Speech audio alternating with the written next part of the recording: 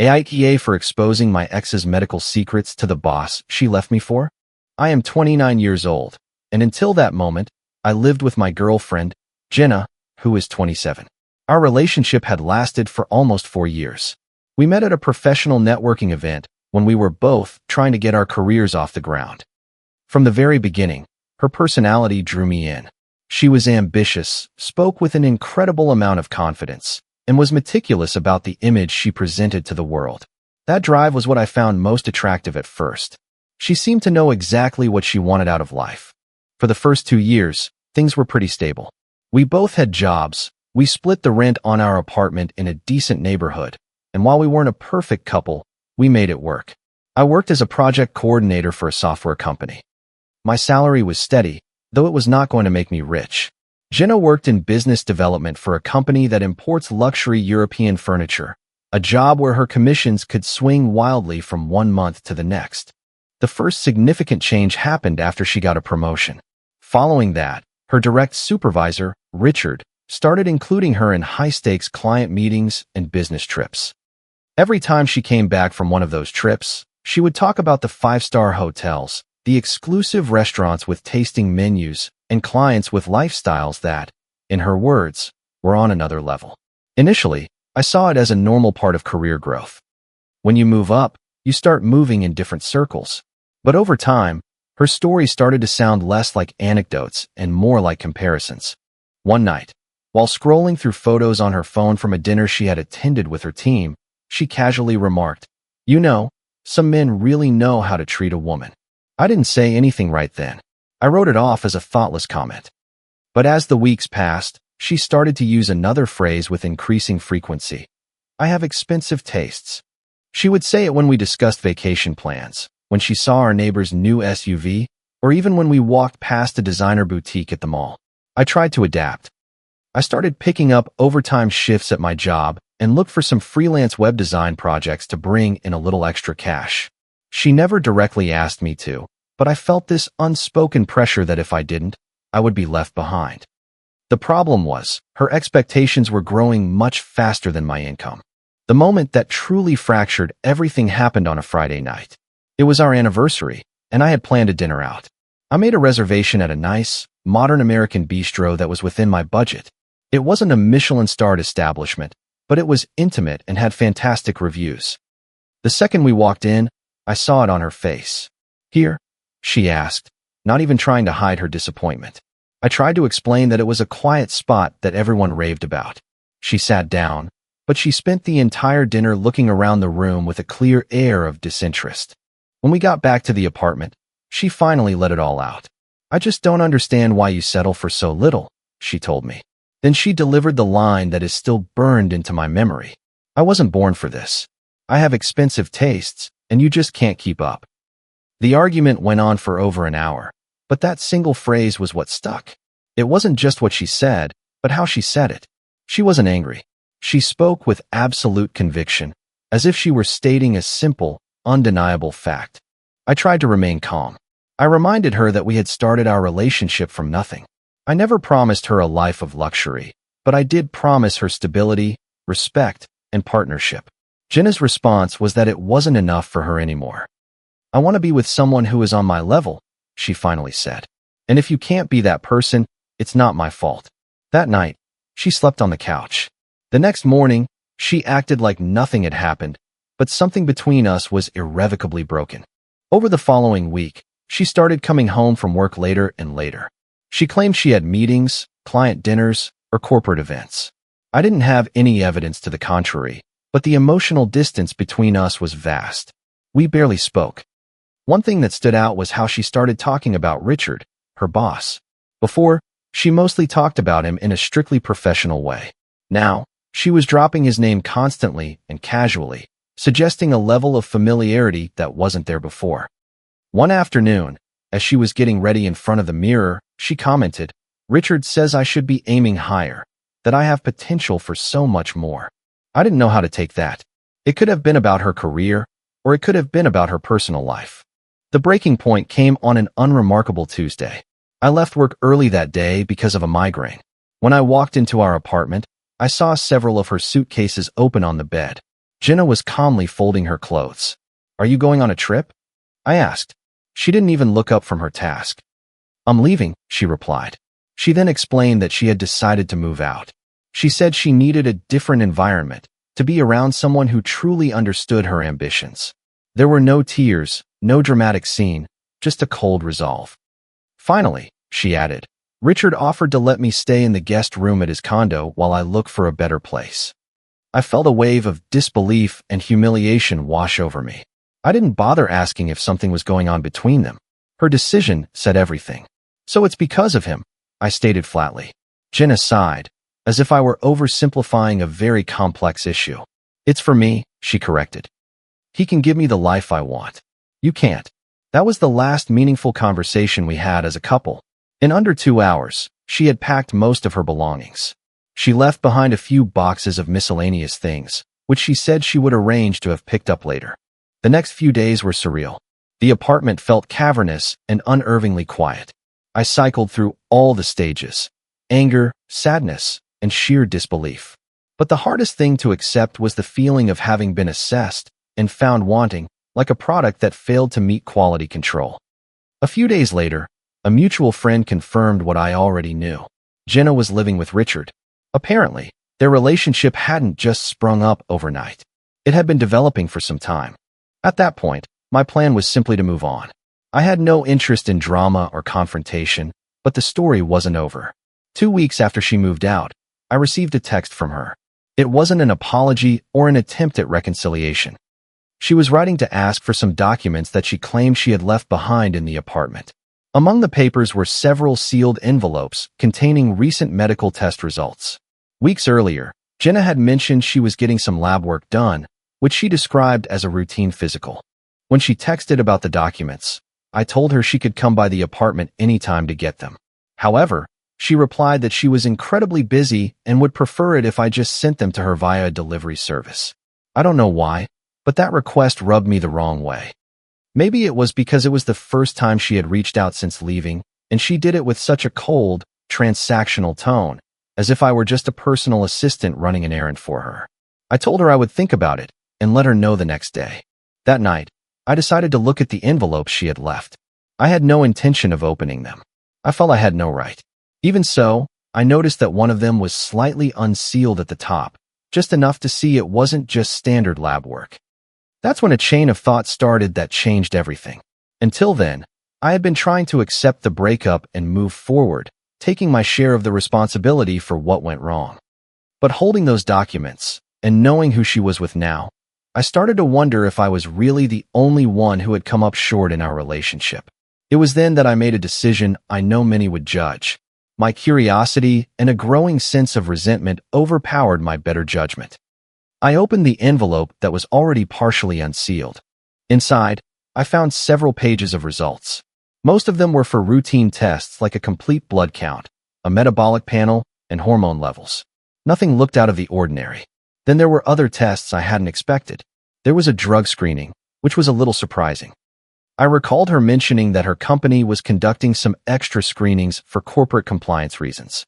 However, the document that made my stomach drop was another one. It had an acronym I didn't recognize at first, VDRL. I had no idea what it meant, so I pulled out my phone and searched for it online. Within seconds, I understood. It was a screening test for syphilis. I felt a pit form in my stomach. I reread the results several times, hoping I had misunderstood, but there was no mistaking it. Where it should have said non-reactive, the report clearly stated reactive. Positive. I sat there for several minutes, completely still. The first thing I thought about was the last month of our relationship. Jenna and I had been intimate during that time. It was not often, because we were already so distant, but it had happened. The next thought was unavoidable. If this result was recent, the infection had to be recent as well. Acting on pure impulse, I took clear photos of all the documents, paying special attention to the page showing the positive VDRL result. I sent her the images in a text message. Not even 2 minutes later, my phone started ringing. It was her. I answered. "Why did you open that?" she demanded, without so much as a hello. Her voice had lost its usual confidence. It was sharp with panic. "What is this, Jenna?" I asked, ignoring her accusation. A few seconds of silence followed. I don't know, she finally said. I didn't know. It's positive, I said, trying to keep my voice steady, though it was trembling. We were together this month. I could hear her panicked breathing on the other end. It has to be a mistake, she said. Sometimes those tests give false positives. It doesn't mean anything until it's confirmed. But her tone didn't convey conviction. It sounded like pure fear. How long have you known that this could be the outcome? I pressed. I didn't know, she repeated. Please, just don't do anything with that. I was going to come get them tomorrow. Then I brought up the real issue that was tormenting me. You went to live with your boss. Does he know about this? Her reaction was immediate and desperate. Don't you dare send him anything. I'm begging you. Why not? I countered. If it's nothing to worry about, then there shouldn't be a problem. There was another silence, this one longer. Please, she insisted. Unsend the message. If you already sent it, delete it. Just do this one last thing for me. She even went so far as to say she would pay me if I kept quiet. That infuriated me more than the test result itself. It wasn't just about the health issue. It was the clear intent to conceal it. Who did this come from? I asked directly. Your boss. No, she replied quickly. You don't know what you're talking about. Then explain it to me. And that's when she confessed something I never saw coming. She told me that a few weeks prior, she had gone out for drinks with some colleagues. They ended up at a nightclub afterward. According to her, she met a man there. She said she had too much to drink and made an impulsive mistake.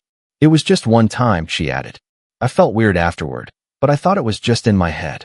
She didn't give me the man's name or any other details. She just kept insisting that it hadn't been Richard. That explanation did nothing to calm me. On the contrary, it confirmed that while we were still technically a couple, she had been with someone else, and now there was a diagnosis that could directly affect my health. So you cheated on me, I said. Things between us were already bad, she retorted. Don't change the subject. But for me, there was no other subject. Everything was connected.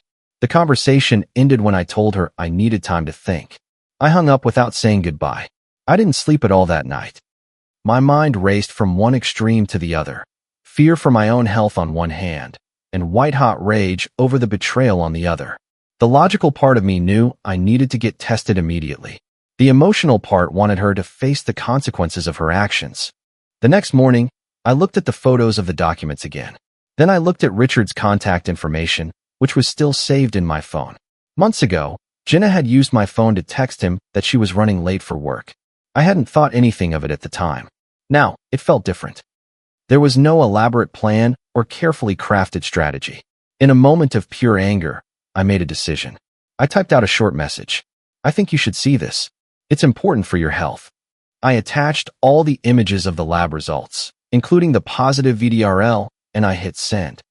For several minutes, nothing happened. Then, the read receipts appeared. He didn't reply right away. In that moment, I felt a strange combination of satisfaction and dread. I knew I was crossing a line, and I also knew that once it was done, there was no taking it back. I turned off my phone and got ready to leave. I drove straight to an urgent care clinic to get tested. I asked for a comprehensive sexually transmitted infection panel. I didn't want to wait for an appointment, so I paid out of pocket to be seen that day. While I waited, my mind replayed the last few months. The arguments, Jenna's phrase. I have expensive tastes and you just can't keep up, her moving out, and now the confession about the nightclub. It was all starting to form a coherent narrative of disdain and replacement. My biggest worry at that point was the possibility that I had been exposed without my knowledge. At the clinic, they took my samples and told me the results would be ready in a few days. I left there feeling a sense of vulnerability I had never known before. When I turned my phone back on, I saw several missed calls. One was from Jenna. Another was from an unsaved number, but I had a good idea who it was. I didn't call anyone back. A short while later, a text came through from Richard. It was brief and to the point. I need to talk to you. Nothing more. I wasn't sure what he wanted to say. Maybe he wanted to verify the information, confront me, or demand an explanation. Jenna, meanwhile, had sent a flurry of messages. Some were pleading, while others bordered on threatening. She said what I had done was a serious invasion of her privacy, that I could get into legal trouble, and that those documents were confidential. She might have been right, but at that moment, my priority wasn't the legal or moral implications. My only concern was my own health and coming to terms with the fact that a 4-year relationship had ended not just over money, but over far more serious betrayals. I didn't reply to either of them that day. I just waited.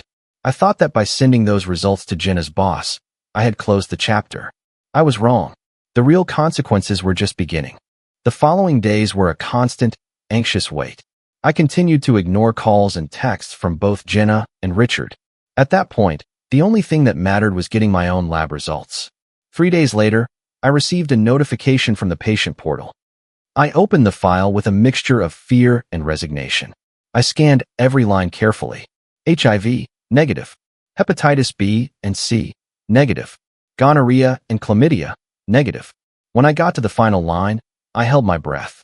VDRL, non-reactive, negative. I felt the immense pressure that had been building in my chest for days finally dissipate. I sat there for several minutes without moving, just trying to process it. I had spent nights imagining the worst-case scenarios, and now they were all gone. The most probable explanation was simple. I had always used protection with Jenna. She never liked hormonal birth control, claiming it affected her moods, so from the beginning, we had agreed it was the best method for us. In that moment, I was profoundly grateful for that habit. I didn't text her to share my results. I didn't feel I owed her that peace of mind. I thought that with my negative result, the whole ordeal was finally over. But again, I was mistaken. One afternoon, around 6 o'clock, there was an insistent knocking at my apartment door. I wasn't expecting anyone. When I opened it, I was met with a scene I could never have anticipated. Richard was standing there, gripping Jenna's arm tightly. Her face was puffy and stained with tears. He, on the other hand, looked perfectly composed, with a cold, almost contemptuous expression. "I'm returning your girlfriend," Richard said, with no preamble. I stood there for a few seconds, trying to make sense of what was happening. Jenna tried to pull her arm away, but his grip was firm. "What's going on?" I finally asked. I couldn't resist adding a touch of sarcasm. "I thought you two were going to live happily ever after." Richard let out a short, bitter laugh. "This woman gave me something," he said with disgust. "It makes my skin crawl just to look at her. And I'm sure you're just as much of a mess." I looked at him, my voice steady. "I used protection," I replied. "My results came back negative." He scowled. "Good for you," he shot back. "Then you can have her." "I'm done." He released her arm abruptly, as if she were something contaminated. Jenna stumbled forward a step. Richard started to walk away, but then he stopped. He turned back and held his hand out toward her. "Give me the phone," he demanded. Jenna looked at him, confused. "What?" "The phone I bought for you," he clarified. "You don't deserve to have it." Through her sobs, she pulled it from her purse and handed it over without a fight. Richard took it, glanced at the screen for a moment, and then walked away for good without another word. The silence that followed was heavy and awkward. Jenna stood before me, her eyes vacant. Finally, she looked up at me and said in a near whisper, "Please, help me." That phrase hit me harder than I expected. For 4 years, I had heard her use that same tone to ask for small favors, to help her move furniture, to go with her to a doctor's appointment, or to look over a document. Now, the context was entirely different. "Don't even think about it," I replied calmly. "Goodbye, Jenna." And I closed the door. I could hear her soft knocking and crying from the other side for several minutes. I didn't open it. I just leaned against the door, taking deep breaths, trying to stop the guilt from creeping in and spoiling my sense of relief. After a while, the crying stopped. I heard her footsteps retreat down the hallway. I didn't see her again that day. It was the last time we ever spoke face to face. In the weeks that followed, I pieced together what happened from mutual acquaintances. Richard had not been discreet. From what I heard, he told several people at their company what had happened, framing himself as the outraged victim. I don't know if he did it out of anger, wounded pride, or simple cruelty, but the story spread like wildfire. Jenna didn't just lose her relationship with him. She was also ostracized at work. Not long after, she was fired. The official reason was a violation of internal company policies, but everyone understood the real story. I didn't feel happy when I heard the news, but I wasn't surprised. Months later, I learned that she was getting medical treatment. Syphilis, when caught early, is curable with antibiotics. From a medical perspective, the problem was manageable. Socially and professionally, however, the damage was done. Some of my friends asked if I felt guilty for sending those results to Richard. The truth is, there's no easy answer. If I had been completely rational, I would have let her deal with the situation herself. I would have focused only on my own health, gotten tested, and moved on. But I didn't act rationally. I acted out of anger and fear. When I think back to her saying, "I have expensive tastes and you just can't keep up," I realize she wasn't just talking about money. She was talking about a worldview where people are disposable once they stop serving a purpose. What happened to her was, in part, a consequence of that same logic. I don't see myself as a perfect victim, either. I opened mail that wasn't mine and shared private information. I don't deny that I crossed a line. But it's also true that the information directly concerned my well-being, and that she had every intention of hiding it from me. In the end, the most important lesson I learned from this whole ordeal wasn't about infidelity or health. It was about boundaries. For a long time, I tried to contort myself to fit expectations that were never my own. I worked more hours, took on more stress, and tolerated comments that, in hindsight, were clear expressions of contempt. At the time, I tried to justify it all. I thought that if I just worked a little harder, things would get better. But when someone tells you with total certainty that you are not on their level, the healthiest response isn't to try to prove them wrong. The real question should be a different one. Why are you trying so hard to convince someone who has already decided you're not enough? Jenna chose a path centered on status, appearances, and the fantasy of a more glamorous life. I, on the other hand, made a different choice. I closed the door when she came back asking for help. There was no reconciliation. There were no final apologies or unresolved conversations. There were only consequences. Months later, I heard that she was physically fine. The treatment had been successful, and her health was stable. We have had no contact since that day. I don't know where she lives now or what she does for a living. I also haven't felt any urge to find out. Over time, my life returned to its normal rhythm. There were no public scandals involving me, and no one pointed a finger in my direction. Perhaps because, in the end, everyone had to face the consequences of their own choices. Comment: Thank you for spending time with me today. We often forget our own value when we spend too much energy trying to meet someone else's impossible standards. Setting healthy boundaries is an act of deep self-respect and a vital step toward true healing. We cannot control how others treat us, but we absolutely have the power to decide who gets access to our lives. Walking away from negative situations is sometimes the most responsible and peaceful choice we can make. True kindness starts from within, which means knowing when to close a door to protect your mental health. Letting go of resentment allows you to redirect your energy toward building a better future. Every difficult experience is a chance to learn what you truly deserve. I hope you always prioritize your inner peace and surround yourself with people who appreciate your genuine worth. Please share your thoughts below, because I always look forward to reading about your personal journeys. If you liked it, don't forget to leave a comment and support the channel by subscribing. See you in the upcoming stories.